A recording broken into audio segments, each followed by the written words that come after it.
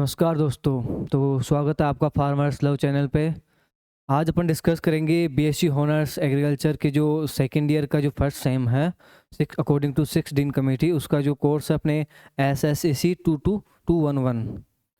तो अपन सबसे पहले इसमें बात करते हैं इसका जो सिलेबस क्या दे रखा है, मतलब अपन इस कोर्स में क्या क्या पढ़ेंगे। फिर जैसे कि अपन सिलेबस की बात करने के बाद इसमें टॉपिक वाइज कौन कौन सा टॉपिक है, उसके अकॉर्डिंग टॉपिक वाइज सारा टॉपिक कवर करेंगे धीरे धीरे। तो देखो, इसके अंदर मेनली अपने पास थ्योरी के अंदर 15 टॉपिक दे रखे हैं। उसमें से सबसे पहला है soil quality and health. First topic है अपने पास सोइल क्वालिटी एंड हेल्थ। इसके अंदर मेनली अपने पास डेफिनेशन है कि सोइल क्वालिटी क्या होती है। मेनली सोइल क्वालिटी होती है उसकी कैपेसिटी। कैपेसिटी का मीन हो गया जैसे कि सोइल एक प्लांट है या एनिमल है या जो भी उसके अंदर जीव रह रहा है, उसके लिए जो पारिस्थितिक तंत्र उपलब्ध करवा रही है उसकी कैपेसिटी कितनी है, वो कितना करवा सकती है। उसमें पारिस्थितिक तंत्र का मतलब कैसे हो गया, जैसे न्यूट्रिएंट अवेलेबिलिटी कितनी है, उसकी परमेबिलिटी कितनी है, ड्रेनेज सिस्टम कैसा है, सोइल एल्केलाइन तो नहीं है, सैलाइन तो नहीं है, ये सब सोइल क्वालिटी के अंदर आता है। इसके बाद आती है सोइल हेल्थ। सोइल हेल्थ अब अपन देख सकते हैं हेल्थ का मतलब क्या होता है। हेल्थ का मतलब जीवन। इसमें क्या होगा, हेल्थ का मतलब मीन हो गया यहाँ कि मिट्टी के अंदर बायो यानी कि जैसे माइक्रो ऑर्गेनिज्म की कितनी क्या उसकी वो कंसंट्रेशन है, कितनी उनकी मात्रा है, ये सब अपने सोइल हेल्थ के अंदर आएगा। इसके बाद आता है distribution of waste land problem soil in India. Distribution of waste land के अंदर आता है कि जैसे वेस्ट लैंड क्या होती है, वह लैंड या वह भूमि जहाँ पर खेती क्रियाएं अच्छे रूप से या नॉर्मली जैसे करते हैं वैसे नहीं कर पाते हैं, उसे वेस्ट लैंड बोलते हैं अपन जनरली। इसके अब ये आता है इसका डिस्ट्रीब्यूशन, मतलब ये कहाँ डिस्ट्रीब्यूशन का मतलब कहाँ कहाँ पाई जाती है। जैसे कि इंडिया के अंदर भाई जैसे अपन देखे salt affected soil 6.7 million hectare है, ठीक है। इसमें भी जैसे 2.99 मिलियन हेक्टेयर अलग है, 3.77 मिलियन हेक्टेयर अलग है, एल्केलाइन हुई, सैलाइन हो गई, ऐसे अलग अलग। अब आती है problem soils in India. India के अंदर कितनी प्रॉब्लम सोइल्स है, कितने प्रकार की है, क्या कहते हैं उसके टाइप्स है। जैसे कि एक तो फिजिकली प्रॉब्लम सोइल्स है, अदर देन की केमिकली प्रॉब्लम सोइल्स है।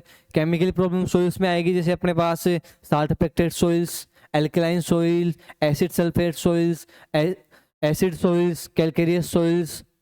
इसके अलावा अपने पास आता है फिजिकल प्रॉब्लम्स। फिजिकल प्रॉब्लम में मेनली आएगा कि जैसे कि high permeable soil, low permeable soil, जहाँ ड्रेनेज की प्रॉब्लम हो, पीटी सोइल, मार्सी सोइल, ये सभी अपन इसके अंदर डिस्कस करेंगे।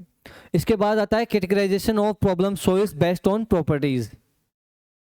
प्रॉपर्टीज के बेस्ड पे उनको कैटेगराइज करना है। जैसे कि अपने पास जैसे साल्ट अफेक्टेड सोइल्स हैं, उसमें कौन कौन से उनका क्लासिफिकेशन पढ़ेंगे। उसके बाद में को एल्केलाइन, सैलाइन, सैलाइन एल्केलाइन, ठीक है। और इसके बाद में नेक्स्ट आता है अपने पास एसिड सोइल आ गई, ठीक है, कैलकेरियस सोइल आ गई। उन सब के बारे में, या परमिएबल सोइल, हाई परमिएबल, लो परमिएबल, वो कैसे है, कैसे वो बनी, उनका मैनेजमेंट कैसे करेंगे, उन सभी में जैसे ये टॉपिक आएंगे। Reclaim and management of acid soils, mainly इसमें एसिड सोइल का मैनेजमेंट पढ़ेंगे अपन कैसे। जैसे एसिड सोइल अगर कहाँ फॉर्मेशन हो रही है तो वहाँ कौन सा केमिकल या कौन सा यूज़ लिया जाता है। तो अपन इसमें जैसे लाइम यूज़ लेते हैं, लाइम मटेरियल यूज़ लेंगे, वो कितना लेंगे, इस लाइम इक्विवेलेंट क्या होता है, ये सब अपन इसमें डिस्कस करेंगे। इसके बाद आता है reclaim and management saline, sodic और acid sulphate soil. These soils management कैसे करेंगे, सैलाइन सोइल का, सोडिक सोइल का, एसिड सल्फेट सोइल का, ये भी अपन इसमें डिस्कस करेंगे। इसके बाद था इरोडेड एंड कॉम्पैक्टेड सोइल। एक था इरोडेड सोइल। इरोडेड सोइल का मतलब होगा इरोजन के द्वारा जो सोइल बन रही है, जैसे रेवाइन लैंड बोल सकते हैं अपन। जैसे गलीज का फॉर्मेशन होता है, बहुत ज़्यादा इरोजन होता है या बहुत ज़्यादा मर्दाशरण होता है, उसके कारण क्या होगा, गली का फॉर्मेशन हो जाएगा। अब इन जो गली बन जाएगी, ये गलीज अगर इनके आकार और ज़्यादा गहरा हो जाए और बड़ी हो जाए तो उन्हें अपन रेवाइन बोलते हैं। और इस प्रकार की कंडीशन में जो लैंड बनती है उसे रेवाइन लैंड बोला जाता है। फिर आते हैं कॉम्पैक्टेड सोइल। कॉम्पैक्टेड सोइल का मतलब क्या हो गया, जैसे अपन देखते हैं जहाँ जिन मृदाओं के अंदर क्ले ज़्यादा होती है, तो वो मृदाओं में क्या होता है, जैसे बारिश के टाइम आया तो एकदम मिट्टी जैसे गीली हो गई, बोझा किसी टाइप हो जाता है। लेकिन जैसे जैसे वो पानी उठता जाता है उसमें से, बाई इवेपोरेशन, वाष्पोत्सर्जन, तो उसमें क्या होगा, धीरे धीरे कॉम्पैक्टनेस आ जाएगी, वो बहुत ज़्यादा गाढ़ी हो जाएगी। आप उसमें अगर रूट का पेनिट्रेशन है, जैसे रूट पेनिट्रेट करेगी सॉइल के अंदर, तो पेनिट्रेशन ब्लॉक होगा। उसके कारण क्या होगा, जब रूट अगर सॉइल में नहीं जा पाएगी तो प्लांट अच्छी तरह से ग्रोथ नहीं कर पाएगा। इसके बाद आता है पोल्यूटेड सॉइल्स क्या होती है, कंटामिनेट सॉइल्स क्या होती है। कंटामिनेट सॉइल्स का मतलब हो गया पेस्टिसाइड कंटामिनेशन हो गया, हैवी मेटल का कंटामिनेशन हो गया। इसके बाद आता है मिनरल सॉइल, कोल सॉइल या ऑयल मिनरल सॉइल, ये सब अपन इसमें डिस्कस करेंगे। फिर आता है management of riverine soils, waterlogged soil. Riverine soils, जो रिवर के पास की जो सॉइल होती है वहाँ क्या होता है, उसमें से सीपेज के कारण वाटर उसमें आता रहता है, क्योंकि मार्श से टाइप में हो जाती है, ऐसा मतलब जैसे कीचड़ टाइप में हो जाएगा ना, उसमें आप ग्रो पाएगी, क्योंकि उसमें एयर एंटर नहीं कर पाएगी, तो रूट्स को एयर नहीं मिल पाएगी, उसके कारण उसकी ग्रोथ नहीं हो पाएगी अच्छे से। इसके बाद था वाटर लॉक सॉइल, इसमें पानी भरा होगा सॉइल के अंदर। ये नॉर्मली सॉइल है, जैसे कि अपने खेत है, 2 खेत है, उनमें से एक खेत है जो कि नीचे की तरफ है, जैसे 2 खेत है, एक थोड़ा नीचे की तरफ, उसका लेवल जो एलिवेशन जो है वो थोड़ा नीचे है ग्राउंड लेवल से। तो क्या होगा, बारिश के टाइम में पानी आके इसमें भर जाएगा, और अगर इसमें क्ले की मात्रा ज़्यादा है तो अपन देखते हैं कि इसमें से पानी बाहर निकल नहीं पाता है, और ये कंप्लीटली भरा रहता है बहुत टाइम तक। अगर रेगुलर इसमें पानी भरा रहेगा तो इसमें जो अपने क्रॉप ग्रो करिए वो अच्छे से काम नहीं कर पाएगी। इसके अलावा नेक्स्ट क्रॉप की अगर अपन को सोविंग करनी है, तो अगर जैसे इसमें बहुत ज़्यादा वाटर है, मार्शी टाइप में वाटर लो कंडीशन में है ये, तो इसमें क्या होगा, अपन कल्टीवेशन टिलेज प्रैक्टिसेज नहीं कर पाएंगे, इसलिए अगली क्रॉप भी अपन नहीं ले पाएंगे। जैसे कि प्रेजेंट में जैसे अपन अपने टोंक साइड में या इधर किशनगढ़ साइड में आगे की तरफ देखते हैं, अपने जयपुर में देखो, तो वहाँ क्या हो रहा है कि वहाँ लोगों के खेतों में पानी सूख नहीं रहा है। उसकी वजह से क्या हो रहा है, पानी नहीं सूखने की वजह से क्या है, वो ना तो पहले की फसल थी वो उनकी बर्बाद हो चुकी है, और नेक्स्ट फसल है जो भी अब बर्बाद होने की, जो बो ही नहीं जा रही उनसे, वो ग्रो ही नहीं कर सक पा रहे हैं। बारिश हो रही है, उनके 1-1 महीने तक पानी नहीं सूख पा रहा है, ना वो ग्रो कर पा रहे हैं। तो अपन इनके बारे में डिटेल से स्टडी करेंगे। अब आता है इरिगेशन वाटर। इरिगेशन वाटर क्या होता है, वह पानी जो फसल में कुछ समय यानी कि जो उसकी क्रॉप ग्रोथ के लिए वाटर दिया जाता है, आर्टिफिशियल जो वाटर दिया जाता है उसे अपन क्या बोलेंगे, इरिगेशन वाटर। अब इसकी क्वालिटी एंड स्टैंडर्ड है। क्वालिटी का मीन्स तो क्या हो गया कि पानी में क्या क्या क्वालिटी होनी चाहिए। अब क्वालिटी, पानी की क्वालिटी कैसे देखते हैं, तो ईसी, इसके द्वारा क्या देखता है, इलेक्ट्रिकल कंडक्टिविटी, इसके द्वारा देखता है कि साल्ट की कंसंट्रेशन कितनी है। अपने पास आता है SAR, सोडियम एब्जॉर्प्शन रेशियो। इससे अपन देखते हैं कि उसमें सोडियम यानी अदर केटाइंस के अलावा सोडियम कितना उसमें, यानी सोडियम का कितना परसेंटेज है, ये जितना ज़्यादा होगा सॉइल उतनी एल्कली ज़्यादा होगी। इसके बाद आता है ESP, एक्सचेंजेबल सोडियम परसेंटेज। ये टोटल CEC में से सोडियम कितना है क्ले कॉम्प्लेक्स पर, वो ये शो करता है ESP। इसके बाद अपने पास आता है RSC, रेजिडुअल सोडियम कार्बोनेट कितना है सॉइल के अंदर, ये भी अपने पास एल्कली सॉइल को सोडियम कार्बोनेट की सांद्रता को दर्शाता है।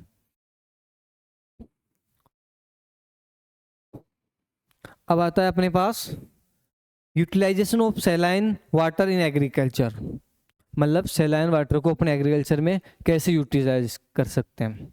इसमें मेनली आता है ब्लेंडिंग ऑफ वाटर।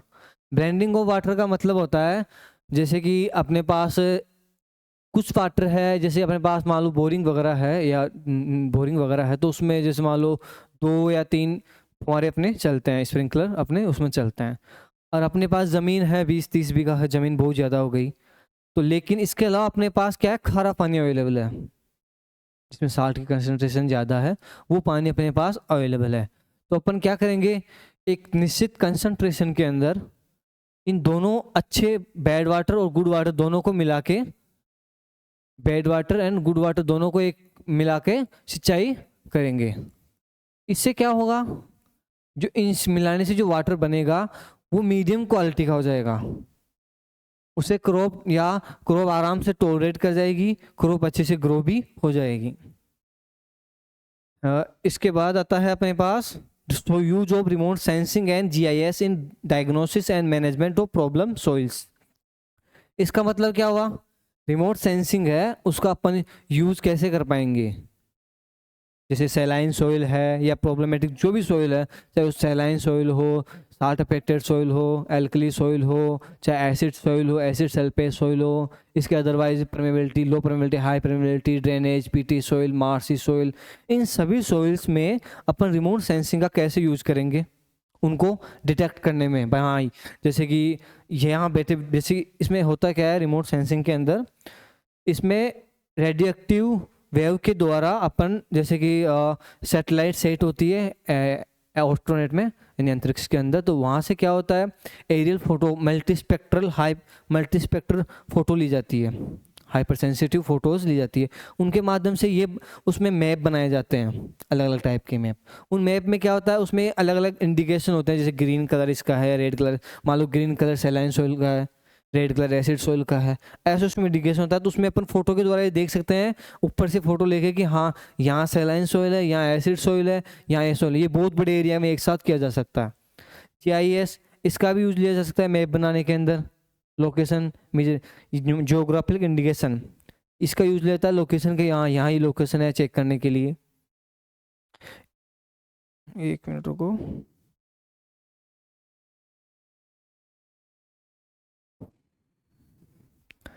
इसके बाद अपने पास आता है multipurpose tree species, MPTS। Multipurpose tree क्या होते हैं? वे प्लांट या वे ट्रीज जिनका उपयोग, जिनसे अपने को एक से ज़्यादा बेनिफिट होता है या एक से ज़्यादा उनका उपयोग होता है। जैसे कि अपन देख सकते हैं जैसे अपने ल्यूकाना है, जो अपना जो बबूल आता है, बबूल को जैसे अपने या तो उसकी जैसे कि उसकी पत्तियां होती है वगैरह, बकरी वगैरह खा सकती है, उसके अगर उनकी लीफ वगैरह अगर ज़मीन के अंदर गिरती है, कोई प्लांट है, बबूल कोई भी ट्री है, उसकी अगर लीफ ज़मीन में गिरेगी तो उससे ऑर्गेनिक मैटर का भी अगर सॉइल के अंदर सोर्स बनेगा एक प्रकार से। बाकी वो जो उसकी रूट गहरी रूट होगी तो उससे क्या हो सॉइल को बाइंड करेंगे, जिसके कारण क्या इरोजन नहीं हो पाएगा, इस प्रकार। अब आते हैं बायोरिमिडिएशन थ्रू MPTS। ऑफ बायोरिमिडिएशन क्या होता है? बायोरिमिडिएशन एक तो था रिमेडिएशन। रिमेडिएशन का मतलब तो होता है कि उपचार करना, मतलब कि कंट्रोल करना या कोई भी प्रॉब्लम है उससे सॉल्यूशन करना। लेकिन बायोरिमिडिएशन क्या होता है? बायो का मतलब क्या है? जीव, मतलब माइक्रो ऑर्गेनिज्म को या लिविंग ऑर्गेनिज्म को अगर अपन यूज करते हैं तो उसे क्या बोलेंगे? बायोरिमेडिएशन। अब MPTS मल्टीपर्पज जो ट्रीज स्पीसीज है उनका यूज करके अपन जो प्रॉब्लमेटिक सॉइल्स है उनका कंट्रोल कर सकते हैं। जैसे कई प्लांट्स है जो सैलाइन सॉइल में ग्रो हो सकते हैं, कई एल्कली सॉइल में ग्रो हो सकते हैं, उनको अपन ग्रो करेंगे तो उसे एब्जॉर्ब करेंगे। हैवी मेटल होती है उनको एब्जॉर्ब कर लेते हैं प्लांट, कई ट्रीज इस प्रकार इनका उपयोग करते हैं। अब आता है land capability class and land capability classification and land suitability classification. इसमें मैं लैंड कैपेबिलिटी क्या होती है? लैंड कैपेबिलिटी होती है यानी कि सोइल्स को डिफरेंट 8 ऑर्डरों में, डिफरेंट ऑर्डर में या डिफरेंट कैटेगरीज में डिवाइड करना, उनके अकॉर्डिंग टू उनमें लिमिटेशंस क्या क्या है। भाई जैसे इसमें 2 अरेबल लैंड और नॉन अरेबल लैंड होती है। अरेबल लैंड के अंदर 1 से लेके 4 तक की कैटेगरी डिसाइड की गई है। इनमें इन कैटेगरी के जो डिफरेंट कलर होते हैं, फर्स्ट का अलग है, फर्स्ट का लाइट ग्रीन है, सेकंड का अलग है, थर्ड का अलग है। इसके अलावा 5 से लेके 8 तक आती है नॉन अरेबल लैंड, यानी जिनमें खेती नहीं की जा सकती है। इन लैंड्स में क्या करते हैं? इन लैंड्स के अंदर अपन पास्चर हुआ या फॉरेस्ट्री, सिल्वीकल्चर, ये सब डेवलप कर सकते हैं। इसके बाद मतलब रेडॉक्स पोटेंशियल इन सॉइल, यानी रेडॉक्स क्या होती है? जहाँ ऑक्सीडेशन और हाइड रिडक्शन दोनों एक साथ हो, यानी कि ऑक्सीजन और रिडक्शन दोनों एक साथ अगर किसी सॉइल के अंदर किसी रिएक्शन में होते हैं तो रेडॉक्स रिएक्शन कहलाती है। लेकिन रेडॉक्स पोटेंशियल क्या होगा? कितनी कैपेसिटी है रेगुलर सॉइल के अंदर, कितना ऑक्सीडेशन हो रहा है, कितना रिडक्शन हो रहा है, ये सब की जो कैपेसिटी है सॉइल की या किसी भी चीज़ की, तो उसका पोटेंशियल कहलाता है। तो ये सॉइल के, अपने यहाँ सॉइल की बात करेंगे तो अपन सॉइल के बारे में पढ़ेंगे, यहाँ सॉइल में कितना पोटेंशियल है, इसे EH द्वारा इंडिकेट किया जाता है, रिडक्स पोटेंशियल को। ये तो हो गया अपना सिलेबस। अब ये जो सिलेबस है लगभग अपने 4 to 5 क्लास में अपन कंप्लीट कर लेंगे, आपका जितना भी सिलेबस दे रखा है। बाकी देखो ये जो सिलेबस मैं पढ़ाऊंगा आपको भी, जो PPT के द्वारा या PDF के द्वारा, तो ये आपको सिर्फ डायरेक्शन मिलेगी। आप ऐसे मत सोचना कि हाँ आपका कंप्लीट इसी में हो गया। आपको फिर भी जहाँ से कुछ चीज़ें नहीं दिखे या मेरे से छूट जाए तो आपको वो चीज़ें देखनी है। ऐसे नहीं कि हाँ ये हो गया मतलब कंप्लीट हो गया, ठीक है। सबसे फर्स्ट आता है अपने पास soil quality and soil health, ये अपना फर्स्ट टॉपिक है। तो सोइल क्वालिटी क्या होती है? Soil quality is the capacity of a specific kind of soil to function within natural और managed ecosystem boundaries, sustaining productivity, maintaining और enhancing water and air quality and supporting human health and habitation. अब देखो यहाँ एक एक जैसे keywords होते हैं कि आपको, आप जैसे कोई भी डेफिनेशन लिखो एग्जाम्स में, तो एग्जामिनर क्या करता है, वो कीवर्ड्स को ढूंढता है। अगर उसे वो कीवर्ड्स मिलते हैं तो आपको सही माना जाएगा, बाकी आप कोई रामायण लिखो वो उसे नहीं देखेगा। कुछ कीवर्ड्स है जैसे कि यहाँ अपने को ध्यान रखना है कि इकोसिस्टम बाउंड्रीज,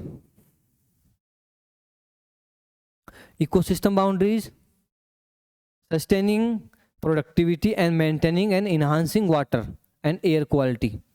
इसमें क्या है, सोइल क्वालिटी क्या है? ये एक प्रकार की सोइल की कैपेसिटी है कि वो कितने लंबे समय तक सस्टेनिंग, सोइल की कैपेसिटी है जो नेचुरल या मैनेज इकोसिस्टम, या तो नेचुरल हो गया या मैनेज। नेचुरल का मतलब हो गया जैसे कि जंगल है, वहाँ कोई मैनेज नहीं कर रहा, वहाँ नेचुरली अकॉर्डिंग, नेचर के अकॉर्डिंग अपने आप ही मैनेज हो रहा है सब कुछ। या अपन मैनेज इकोसिस्टम जो अपन खुद करते हैं, खेती वगैरह करते हैं या ग्रीन हाउस लगा दिया, उन्हें मैनेज होता है कंप्लीट टेम्परेचर वगैरह सब कुछ। तो मैनेज इकोसिस्टम की जो बाउंड्रीज है वो है जिसमें सस्टेनिंग प्रोडक्टिविटी। सस्टेनिंग प्रोडक्टिविटी इसका मतलब हो गया रेगुलर, आज अपन प्रोडक्शन ले रहे हैं किस सोइल से, कोई बात नहीं, कई लोग हैं जो आज अच्छा ले रहे हैं, वो बहुत ज़्यादा केमिकल यूज ले रहे हैं, पेस्टिसाइड यूज ले रहे हैं, जिनके कारण क्या होगा, आज तो प्रोडक्शन आ रहा है लेकिन लंबे समय तक आगे नहीं आ पाएगा। इसका मतलब यही है कि जो लंबे समय तक दे उसकी कितनी कैपेसिटी है मैनेज करने के बाद। Maintaining and enhancing water and air quality, water and air quality को भी अगर इम्प्रूव करे, एंड सपोर्टिंग ह्यूमन हेल्थ, और ह्यूमन हेल्थ को भी बढ़ावा मिले, एंड हैबिटेशन, उनके आवास को, जैसे कि अन्य जीव जंतु है उनके आवास को। जैसे कि अगर सोइल पोल्यूटेड होगी तो उसमें माइक्रोऑर्गेनिज्म नहीं रह पाएंगे, अर्थवर्म है वो क्या मर जाएंगे, अगर जैसे पेस्टिसाइड का हाई यूज लिया तो भी मर जाएंगे। इस प्रकार सोइल क्वालिटी। इसके बाद है सोइल हेल्थ। सोइल हेल्थ का मेनली मीन है इसमें लिविंग इकोसिस्टम। जिस सोइल के अंदर माइक्रोऑर्गेनिज्म ज़्यादा होंगे उस सोइल की हेल्थ ऑटोमेटिक अच्छी हो जाएगी, उसमें पोरोसिटी भी अच्छी होगी, उसकी क्वालिटी भी अच्छी होगी। ठीक है।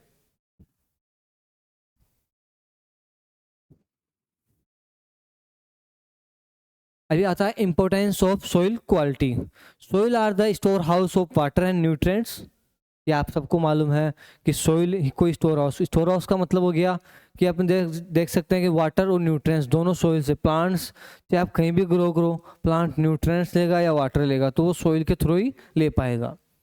Plants do on these stores are needed to produce roots, stems, leaves and eventually food and fibre for human consumption.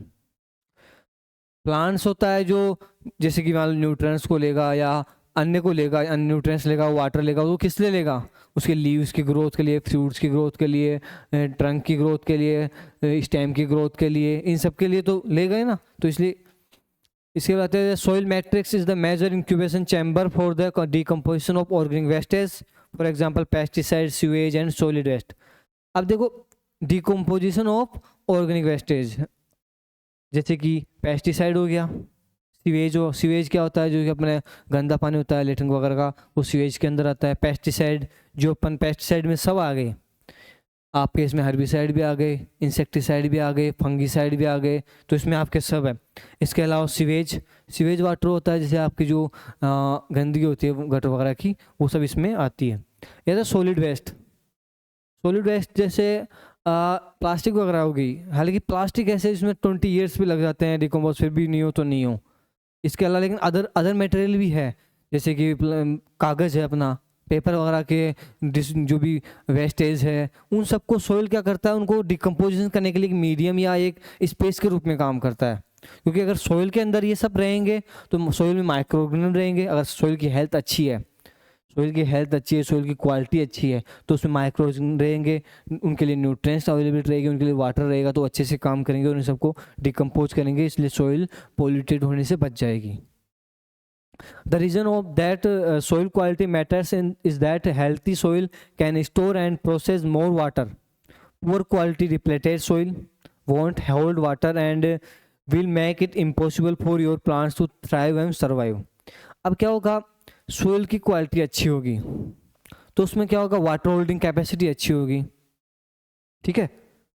ये दोनों पहलू अलग अलग हैं। एक होता है कि ऐसा भी नहीं होना चाहिए कि बहुत ज़्यादा वाटर होल्डिंग हो रही है, परमेबिलिटी बिल्कुल लो है, वाटर नीचे जा ही नहीं पा रहा, वो कंडीशन भी ख़राब है।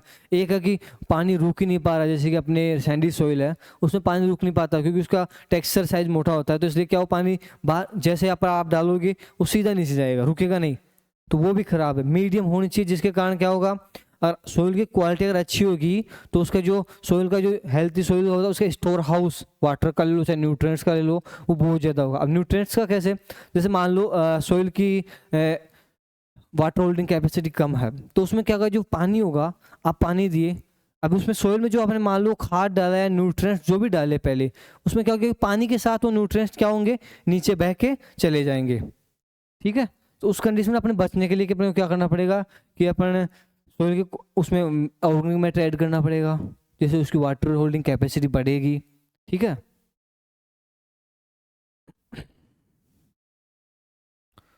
इसके बाद अपने बताया soil health versus soil quality. अब देखो जो सोइल हेल्थ है, soil health used as a synonym for soil quality, मतलब कि सोइल जो हेल्थ है वो सोइल क्वालिटी का एक पार्ट, उसके लिए सिनोनियम पर्यायवाची के रूप में यूज लिया जाता है।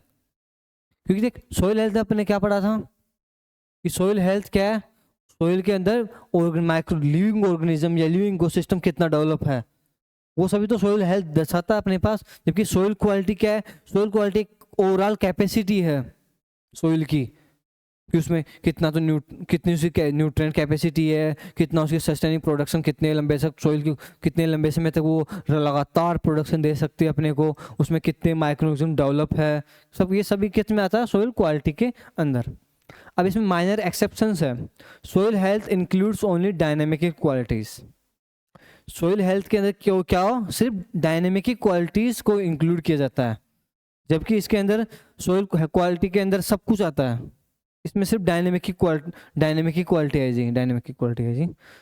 Sometimes greater emphasis on biology, soil health में क्या होता है, ओनली यानी कि जो बायोलॉजिकल है उस पर ज़्यादा जोर दिया जाता है इसके अंदर, क्योंकि मेनली अपन देख पड़ा कि लिविंग ऑर्गेनिज्म की क्या है उसमें, वही तो दर्शाता है कितनी मात्रा है क्या है। A soil may have poor inherent soil quality but still have good soil health। अब देखो इसका मतलब क्या हुआ कि एक सोइल है, मान लो उसकी क्वालिटी अच्छी हो या नहीं हो, लेकिन उसकी सोइल हेल्थ ऑलवेज अच्छी होनी चाहिए। आप जानते हो जैसे कि अगर मान लो कोई सोइल है उसमें न्यूट्रिएंट्स भी नहीं है लेकिन उसमें बायोलॉजिकल एक्टिविटी अच्छी है, जैसे कि माइक्रोऑर्गेनिज्म अच्छे हैं, अर्थवर्म्स वगैरह की मात्रा अच्छी है, तो क्या होगा, आप ऑर्गेनिक मैटर डालोगे तो वो क्या करेंगे, उसे डिकम्पोज करेंगे, न्यूट्रिएंट को रिलीज करेंगे। अब अगर यही नहीं होंगे, आप चाहे सीधे न्यूट्रिएंट डाल रहे हो, नाइट्रोजन सीधी उसमें पड़ी है, उसे कन्वर्ट करने के लिए राइजोबियम चाहिए, और अगर आपके पास सोइल में राइजोबियम है ही नहीं रूट नोड्यूल फॉर्मेशन करने के लिए, तो बताओ जो अपने न्यूट्रिएंट डाला या नाइट्रोजन डाला वो प्लांट यूज कैसे कर पाएगा, क्योंकि प्लांट तो नाइट्रेट के रूप में यूज कर पाएगा, और अगर राइज है तो अमोनिया के रूप में, अमोनियम के रूप में यूज करेगा। तो इसके लिए उसमें सोइल में माइक्रोऑर्गेनिज्म होना बहुत जरूरी है। अब अपने पास अपना सेकंड टॉपिक आता है, अपने फर्स्ट टॉपिक हो गया इतना ही था, बाकी अब आता wasteland and problem soils in India. Wasteland सबसे पहले आता है, वेस्टलैंड होती क्या है, देखो ये जो परिभाषा है, ये wasteland survey and reclamation committee ministry of food and agriculture government of India द्वारा दी गई है। Wasteland as those lands which are either not available for cultivation और left out without being cultivated for some reason और others.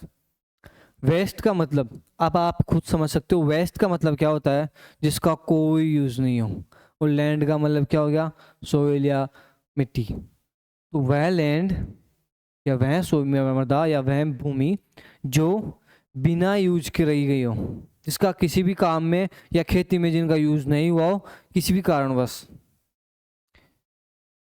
कोई भी reason हो सकता है, इसको सोइल साल्ट अफेक्टेड है, ठीक है, या वहाँ की ड्रेनेज प्रॉब्लम है, वहाँ वाटर नहीं है, तो किसी भी कारण से अगर सोइल में कल्टीवेशन नहीं हो रहा, क्रॉप ग्रो नहीं की जा रही, तो वो क्या कहलाएगी? वेस्टलैंड कहलाएगी।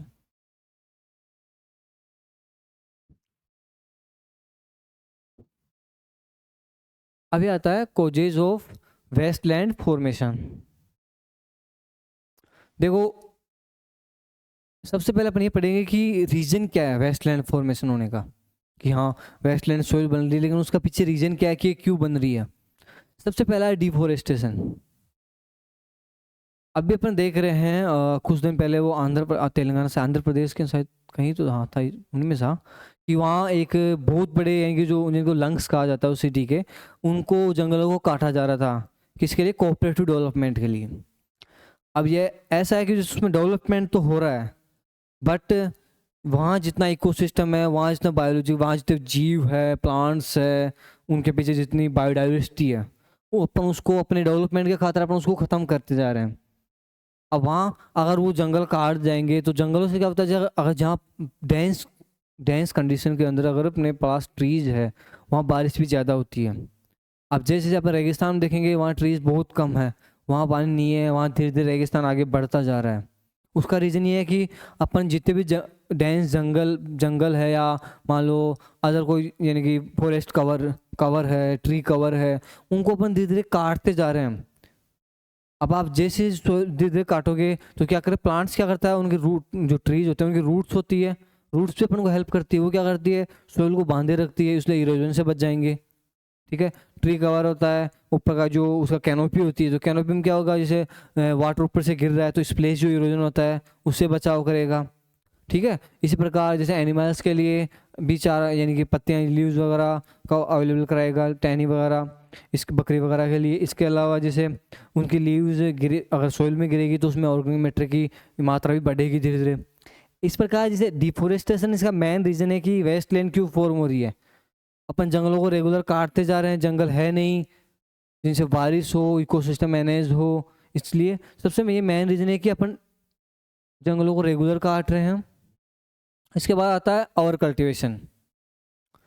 जैसे कोई लैंड है, वहाँ अपन रेगुलर 2 क्रॉप ले, लेकिन जैसे लालच बढ़ता जाता है अपन क्या करते हैं, 3-3 क्रॉप, 4-4 क्रॉप, कोई ये 3-3 4-4 क्रॉप रेगुलर ले रहे हैं। उससे क्या होगा, सोइल डिप्लेट हो रही है, उसका मतलब कंडीशन सोइल की हेल्थ पूर होती जा रही है, उसकी क्वालिटी गिरती जा रही है, उसका nutrient, organic matter, organic carbon सब कुछ धीरे धीरे गिर रहा है। उसके कारण से क्या हो रहा है कि सोइल में आप ग्रो भी करोगे तो उसमें ग्रो हो नहीं पाएगा, उसमें बहुत या पेस्टिसाइड यूज कर लिया।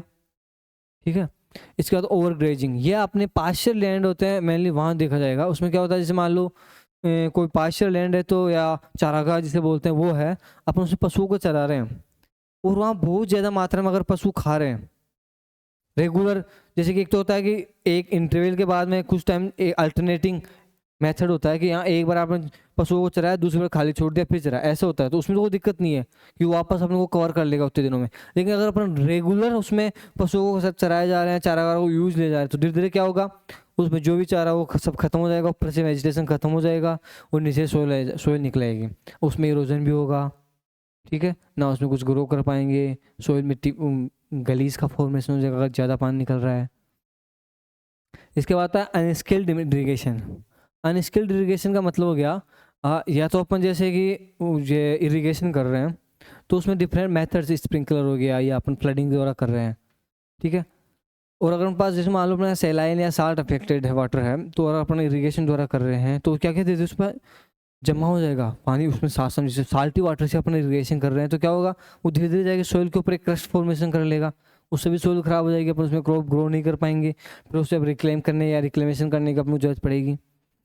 इस प्रकार improper development activities such as dumping of wastage, mine wastage, ये है कि जैसे बड़ी बड़ी कंपनियां हैं, जैसे अपनी लूनी नदी है पाली के अंदर, हिमावास पाली, तो वहाँ क्या है कि जैसे लूनी नदी में जो वहाँ का जो रिको इंडस्ट्रियल एरिया है पाली में, तो वहाँ से जो केमिकल्स होते हैं उन केमिकल्स को क्या कर रहे हैं वो लोग, सीधा रिवर के अंदर छोड़ रहे हैं बिना किसी ट्रीटमेंट के।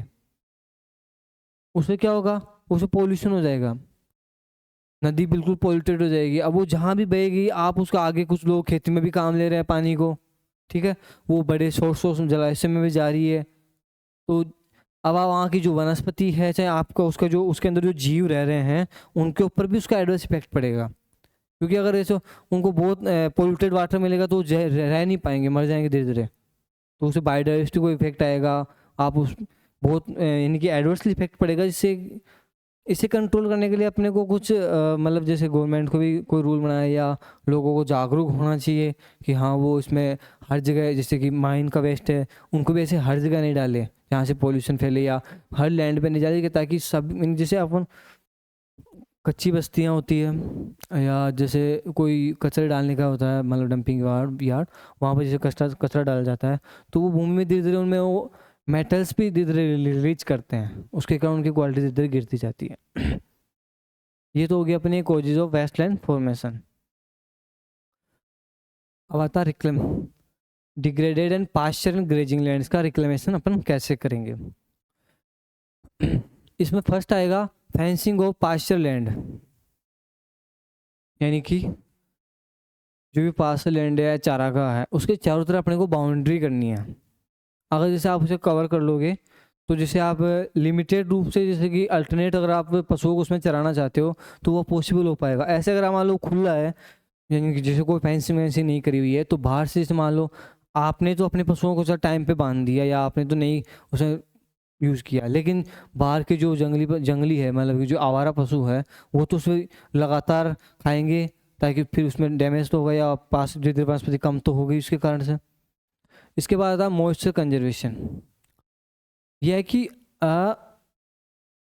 अगर ग्रेजिंग लैंड है या उसमें घास उगा हुआ है, वनस्पति उगी हुई है, तो उसके लिए अपने पास मॉइस्चर कंजर्वेशन जरूरी है। अगर उसमें पानी नहीं बच पाएगा तो धीरे धीरे वैसे सूख पाएगी। अब मॉइस्चर कंजर्वेशन के लिए क्या करना पड़ेगा, या तो जैसे कि बारिश के टाइम में अपन वाटर को हार्वेस्ट करें, ठीक है। हार्वेस्ट कर लेंगे तो क्या होगा, जिस टाइम कम होगी उस टाइम अपन पानी को छोड़ सकते हैं उसके अंदर, फसल के अंदर। या अपन जो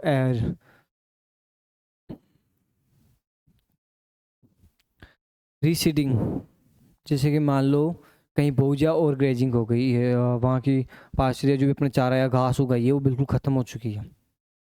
मतलब जैसे वहाँ बोझा ख़त्म कर, अपन को क्या करना, जहाँ जहाँ जैसे बार बार जैसे जब से अपन को दिखे कि हाँ यहाँ ख़त्म हो चुकी है, या यहाँ पर बिल्कुल साफ़ हो गया है, तो अपन को वहाँ रीसीडिंग करनी चाहिए। रीसीडिंग का मतलब दोबारा सोइंग करना, दोबारा वहाँ अपने को सोइंग करनी चाहिए। ये है fertiliser use in pattern grasses. अपन जो फर्टिलाइजर यूज़ करेंगे पैटर्न के अकॉर्डिंग, एक निश्चित पैटर्न के अकॉर्डिंग ग्रासेस के अंदर उसको यूज करना चाहिए। Introduction of high yielding perennial grasses and their strengths. अब जैसे कि यह है पेरेनियल ग्रासेज। पेरेनियल पेरेनियल का मतलब हो गया वह ग्रासेज जिसे एक बार अपने लगा दिया, अब 5, 10, 20 साल तक उसमें कोई ज़रूरत नहीं पड़नी चाहिए दोबारा लगाने की, वो है पेरेनियल ग्रासेज, जिनका 2 से ज़्यादा ईयर में उनकी लाइफ साइकिल कंप्लीट होती हो। अब इनमें क्या होगा, अपन आप इन ग्रासेज को अगर एनिमल्स खाएंगे तो खाने के बाद ये वापस फूट के उन्हें फुटान होगी, ये फिर से ग्रो हो जाएगी, अपने को बार बार रीसीडिंग करने की ज़रूरत नहीं पड़ेगी। इसलिए अपने को पेरेनियल ग्रासेज यूज लेनी चाहिए। शिल्वी पार्सर, देखो इसका वर्ड का मतलब ही है शिल्वी। शिल्वी का मीन होता है प्लांट ट्रीज, और पार्सर का मतलब होता है जहाँ अपन पशुओं को चारागाह वगैरह ले सक, इसमें होता है। तो सिल्वी का मतलब अगर अपन trees and trees plus pasture दोनों को अगर साथ में करते हैं तो सिल्वी पास्चर कहलाता है। इससे क्या होगा, ट्रीज की लीव्स आएगी, ठीक है। ट्रीज की लीव्स को भी एनिमल खा सकते हैं। इसके अलावा ट्रीज है जो इरोजन से सॉइल को बचाएंगे। इसके अलावा आपको ट्रीज की एडिशनल इनकम भी प्राप्त सकती है टिम्बर द्वारा, अगर आप टिम्बर के लिए ग्रो कर रहे हो, मल्टीपर्पज ट्रीज यहाँ ग्रो कर रहे हो तो। ये अपने हो गया डिग्रेडेड पास्चर या ग्रेजिंग लैंड्स का अपने मैनेजमेंट रिक्लेमेशन हो गया। इसके बाद अपने आता है एल्कली सॉइल्स का मैंने रिक्लेमेशन, एप्लीकेशन ऑफ जिप्सम। ये आप सब जानते हो कि एल्कली सॉइल्स के लिए जिप्सम का यूज लिया जाता है।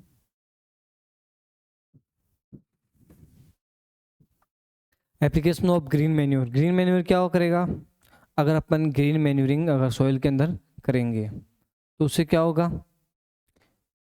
ऑर्गेनिक मैटर की मात्रा बढ़ेगी, इसका ऑर्गेनिक मैटर का डिकम्पोजिशन होगा माइक्रोऑर्गेनिज्म द्वारा, उससे क्या होगा, कार्बनिक एसिड का फॉर्मेशन होगा, जिससे सॉइल में का पीएच डाउन होगा। इसके बाद आता है रिकमेंडेड रेसिस्टेंट क्रॉप। जो भी रेसिस्टेंट क्रॉप है, जैसे कि एल्कली सॉइल की हाईएस्ट रेसिस्टेंट क्रॉप पर राइस है, जबकि सैलाइन सॉइल के लिए अपन बात करें तो बार्ले, बार्ले हो गई, ठीक है। फ्रूट्स में बील, गवावा, बीटरूट हो गई। इसके अलावा जैसे ढैंचा होता है, जैसे ढैंचा, ढैंचा भी अपन इसमें यूज़ ले सकते हैं, क्योंकि जैसे सैलाइन सोल होती है, अगर उसमें आप ढैंचा ग्रो करें तो उसमें आसानी से वो ग्रो हो जाएगा और उसका रिक्लेम भी हो सकता है सोइल्स का, उन्हें सुधारा भी जा सकता है। Rehabilitation of water logged lands. जो वाटर लॉग्ड लैंड्स है उनमें क्या करेंगे, पानी को ड्रेनेज की अच्छी व्यवस्था करेंगे, ताकि इनमें से वाटर ऊपर, यानी कि ऊपर की सतह में यानी कि इकट्ठा ना हो, उसमें एरेशन अच्छा हो जाए। Drainage either surface of surface, surface upon use, drainage का मतलब हो गया एक्स्ट्रा जो वाटर है उसको बाहर निकालना।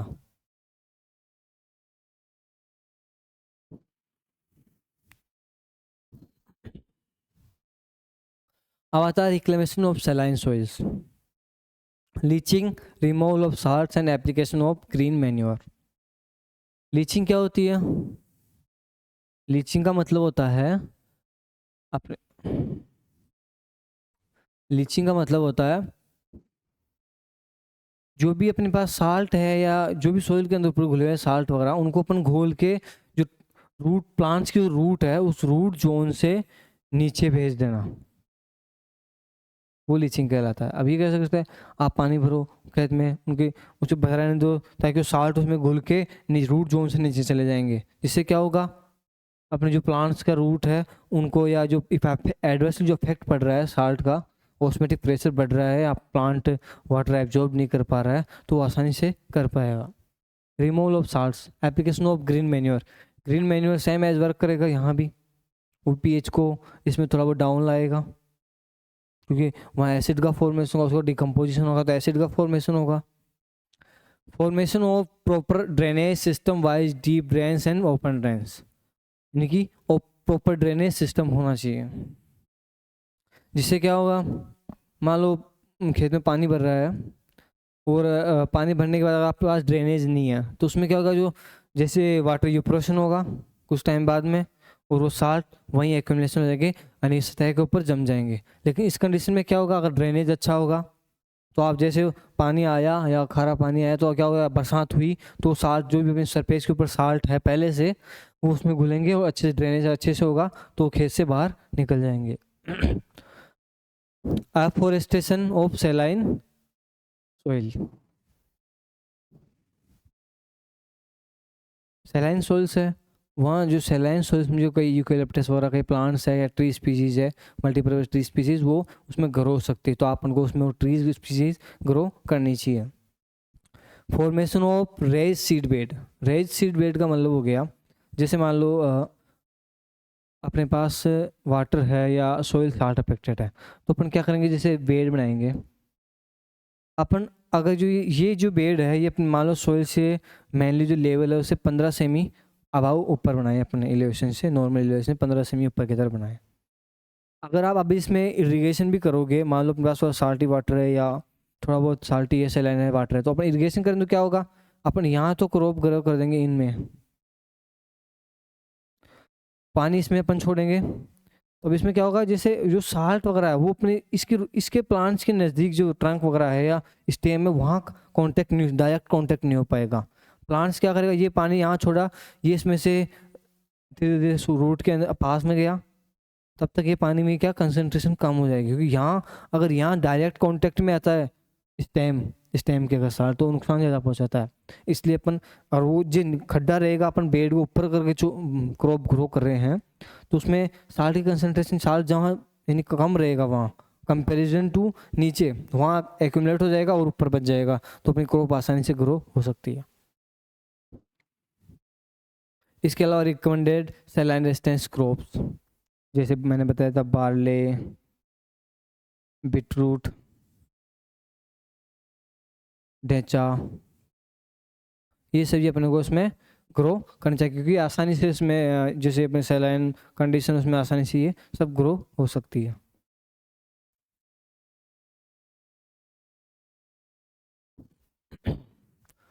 अब आता है, ये दिख रहा है आप सब लोगों को, एक मिनट थोड़ा नीचे ले लेते हैं।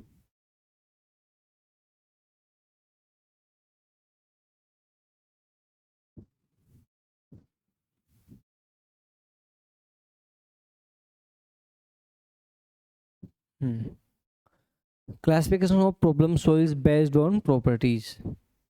यह है कि जो प्रॉब्लम सॉइल्स क्या होती है, पहली बात तो प्रॉब्लम सॉइल्स वो होती है जिनके अंदर किसी ना किसी वजह से अपन उनको, उनमें अपन प्लांट्स ग्रो करेंगे तो उन पे एडवर्सली इफेक्ट आएगा, जिससे अपन अच्छे से यानी कि अपन क्रॉप ग्रो नहीं कर सकते। मेनली ये मीन है उसका, कि जिनके कारण अपन प्लांट्स पे एडवर्सली इफेक्ट आएगा, चाहे वो कुछ भी हो सकता है।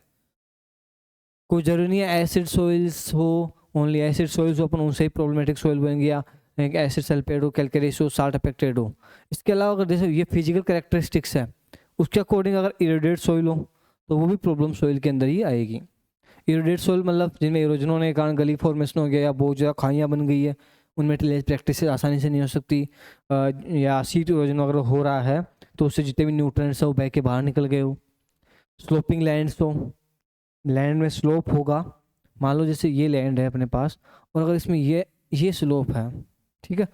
अब बताओ अगर जैसे कि यहाँ बारिश हो रही है, यहाँ अगर बारिश हो रही है, ठीक है, तो क्या होगा, यहाँ जो पानी गिरेगा वो धीरे धीरे क्या बह के यहाँ आएगा, ये साथ में इरोजन भी करेगा, साथ में जो न्यूट्रिएंट्स वगैरह या सोइल है उसे यहाँ से घिस घिस के धीरे धीरे ये ऐसे हो जाएगी, कुछ टाइम बाद ये ऐसे हो जाएगी।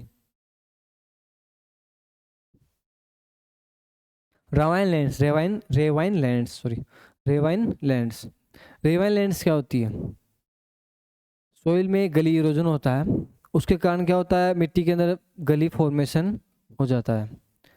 अब जब ये गली बहुत ज़्यादा गहरी हो जाए इरोजन के कारण, वाटर या किसके द्वारा इरोजन हो रहा है, वाटर के द्वारा इरोजन हो रहा है, गली बहुत ज़्यादा गहरी हो जाए तो उसे अपन क्या बोलते हैं, रेवाइन। उसके द्वारा उस कंडीशन जो सोइल है जिसमें बहुत ज़्यादा गलियाँ फॉर्मेशन हो रही है वाटर के इरोजन के कारण, उसे अपन रेवाइन लैंड बोलते हैं।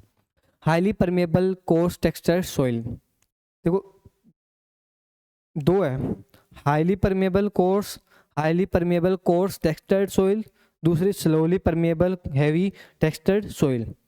ये देखो कोर्स मतलब जिनके अंदर जो सोइल का दाना है वो मोटा हो, यानी कि जिसमें सैंडी सोइल की मात्रा ज़्यादा हो, सैंड की मात्रा जिनमें, सॉरी, सैंड की मात्रा जिनमें ज़्यादा होगी उनमें क्या होगा, बहुत ज़्यादा वाटर रुक ही नहीं पाएगा, आप जैसे पानी डाले सीधा नीचे जाएगा, वो प्लांट के काम ही नहीं पाएगा, क्योंकि वो कुछ टाइम के अंदर तो नीचे रूट जोन से नीचे चला जाएगा। ऐसी सोइल भी खराब है, क्योंकि उसमें बार बार पानी देना पड़ता है, बहुत ज़्यादा पानी की आवश्यकता पड़ती है, फिर भी क्रॉप अच्छी नहीं हो पाती। एक है हैवी टेक्सचर्ड का मतलब हो गया जिनमें क्ले की मात्रा ज़्यादा हो, जिनमें टिलेज प्रैक्टिस करने के लिए बहुत ज़्यादा जो, यानी कि बहुत ज़्यादा पावर की आवश्यकता पड़ती है, वो हैवी टेक्सचर्ड सॉइल होती है। ये स्लोली परमेबल होती है, इनमें क्या होता है, पार्टिकल्स बहुत छोटे छोटे होते हैं, उसके कारण क्या होता है उसमें पोर कम होते हैं, पोर का जो मैक्रोपोर, तो बहुत मैक्रोपोर कम होते हैं लेकिन माइक्रोपोर ज़्यादा होते हैं। जबकि वैसे देखा जाए तो हैवी जो टेक्सचर सॉइल होती है, जैसे क्ले वाली सॉइल है, उनका पोरोसिटी ज़्यादा होती है, लेकिन उसमें माइक्रोपोर ज़्यादा होता है, मैक्रोपोर कम होते हैं, मैक्रोपोर बहुत कम होता है लेकिन माइक्रोपोर बहुत ज़्यादा होता है, इसलिए उसकी पोरोसिटी ज़्यादा होती है, लेकिन उसमें स्लोली परमेबल होती है वो, उसमें वाटर होल्डिंग ज़्यादा होता है, वाटर जा नहीं पाता है। मैंने अब जैसे आपको स्टार्टिंग बताया था भाई, यहाँ अभी कुछ जगह पे हो रहा है जिनमें चिकनी मिट्टी ज़्यादा है, वहाँ बारिश बार बार रेगुलर होने के कारण वो लोग, उनकी पहले की फसल तो खेत में गल चुकी है, लेकिन जो नेक्स्ट फसल की ग्रो करना चाहते हैं वो भी ग्रो नहीं कर पा रहे हैं। इसके बाद आता है पीट सॉइल, इसका फॉर्मेशन भी होता है रेड चाल का सॉइल। इसके बाद सबमर्ज्ड सॉइल या मार्सी सॉइल क्या होती है, जैसे मैंने बताया था आपको, रिवर या कोई स्ट्रीम या कोई ऐसा कोई रिवर वगैरह है या बांध वगैरह है जहाँ से सीपेज से वाटर आ रहा है, जैसे कि ये रिवर है,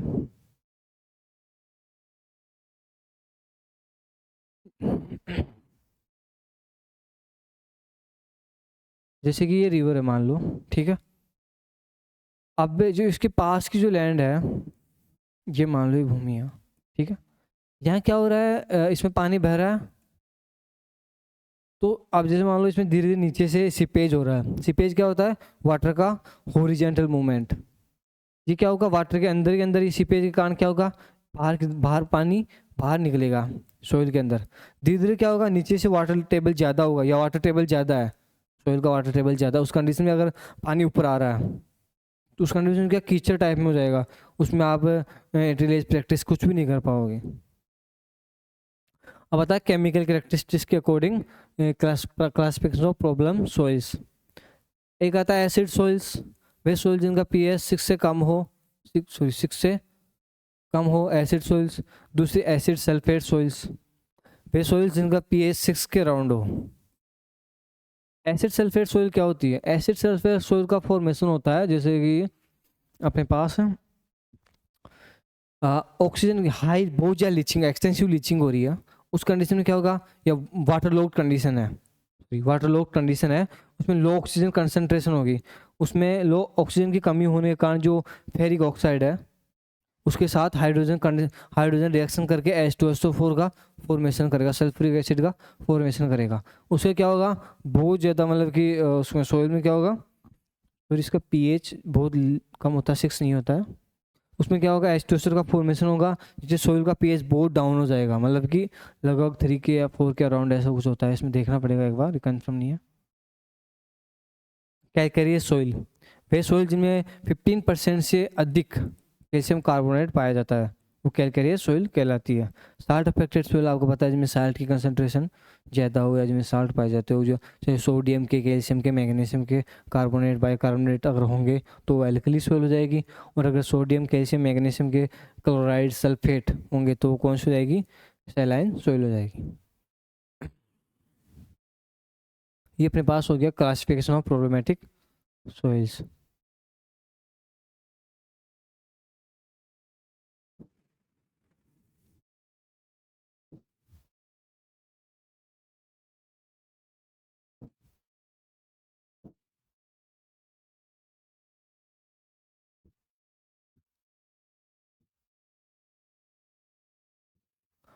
अब अपन लेते हैं irrigation water quality and standard.